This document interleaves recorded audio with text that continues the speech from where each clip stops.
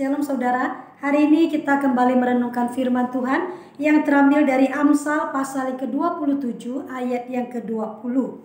Saya akan bacakan Amsal 27 ayat 20. Dunia orang mati dan kebinasaan tak akan puas. Demikianlah mata manusia tak akan puas. Renungan ini saya beri judul keinginan mata. Saudara, mata itu adalah organ yang penting dari tubuh kita. Banyak hal, banyak keinginan itu muncul, itu berawal dari mata. Misalnya kita pernah mendengar pepatah mengatakan ya, dari mana datangnya cinta? Dari mata turun ke hati. Mata itu erat hubungannya dengan hati. Mata melihat, kemudian hatinya itu tergerak. Firman Tuhan di Amsal ini tadi mengatakan bahwa mata manusia tidak akan puas. Itu sama artinya dengan hati manusia itu tidak akan pernah puas. Di dalam Matius pasal yang ke-6 ayat 22, ketika sedang berbicara dalam konteks harta, Tuhan Yesus mengatakan demikian. Amsal pasal 6 ayat 22. Mata adalah pelita tubuh. Jika matamu baik, teranglah seluruh tubuhmu.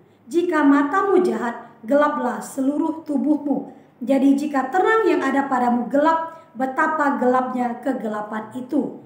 Ayat ini adalah dalam rangkaian dalam konteks ketika sedang berbicara mengenai harta. Sebelumnya Tuhan Yesus mengatakan bahwa janganlah kamu mengumpulkan harta di bumi, karena di bumi ngengat dan karat merusakkannya, dan pencuri membongkar serta mencurinya. Tetapi kumpulkanlah bagimu harta di surga, karena di surga ngengat dan karat tidak merusak dan pencuri tidak membongkar serta mencurinya. Jadi Yesus mau mengatakan bahwa hati-hati terhadap masalah harta. Kamu jangan mau mengumpulkan harta banyak-banyak di dunia ini, karena dunia ini sifatnya sementara. Mata, ya perhatikan mata, karena dari mata lah itu berawal. Matamu adalah pelita tubuhmu. Matamu yang tak pernah puas itu kamu perhatikan baik-baik.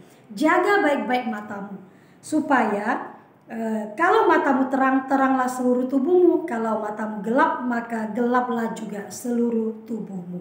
Saudara, karena itulah maka mata itu harus dijaga. Mata yang tidak pernah puas itu harus dijaga, artinya harus dikontrol. Dia tidak pernah puas, kita yang harus membuat dia sudah cukup, sudah puas.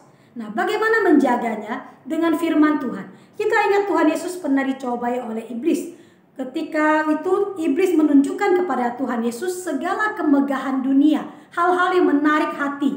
Kemudian iblis mengatakan kepada Tuhan Yesus, semua ini akan kuberikan kepadamu asal engkau sujud menyembah aku. Tetapi Tuhan Yesus mengatakan, dan ini karena Tuhan Yesus ingat firman Tuhan. Tuhan Yesus mengatakan, ada tertulis bahwa engkau harus menyembah kepada Tuhan saja. Nah, lagi pula Tuhan Yesus tahu siapa pemilik segala kemegahan dunia ini. Semua ini adalah miliknya Tuhan, bukan miliknya iblis. Jadi Tuhan Yesus bisa menangkal serangan dari si iblis, godaan dari si iblis tidak jatuh, karena Tuhan Yesus tahu firman Tuhan dan Tuhan Yesus berpegang dengan firman Tuhan. Tuhan Yesus tidak tergiur, akan ditawarkan kemewahan, kemegahan dunia ini. Oke, aku sembah kamu demi aku dapat itu. Tidak, karena Tuhan Yesus tahu firman Tuhan. Saudara yang dikasihi Tuhan, bagaimana sekarang kita menjaga mata dan hati kita yang tak pernah puas? Sudah diberi oleh Tuhan, kita masih mau. Sudah diberi, kita masih mau. Bagaimana caranya? Seperti Tuhan Yesus, kita harus menjaganya dengan firman Tuhan. Jaga matamu, cukupkan dirimu dengan apa yang ada padamu. Keinginan mata itu memang tidak akan pernah puas, tetapi kita harus merasa puas. Firman Tuhan di bagian lain mengatakan, cukupkanlah dirimu dengan apa yang ada padamu. Kiranya Tuhan Yesus menolong kita melakukan firman Tuhan ini, menjaga jalan masuknya, yaitu mata ini. Kemudian hati kita punya rasa cukup, punya hati yang bisa bersyukur, dan kita tidak terus mau lebih dan lebih lagi, sampai akhirnya mungkin itu justru bisa menghancurkan kita. Keinginan mata tidak pernah puas, tapi kita harus mengontrolnya. Kiranya Tuhan Yesus menolong kita. Amin.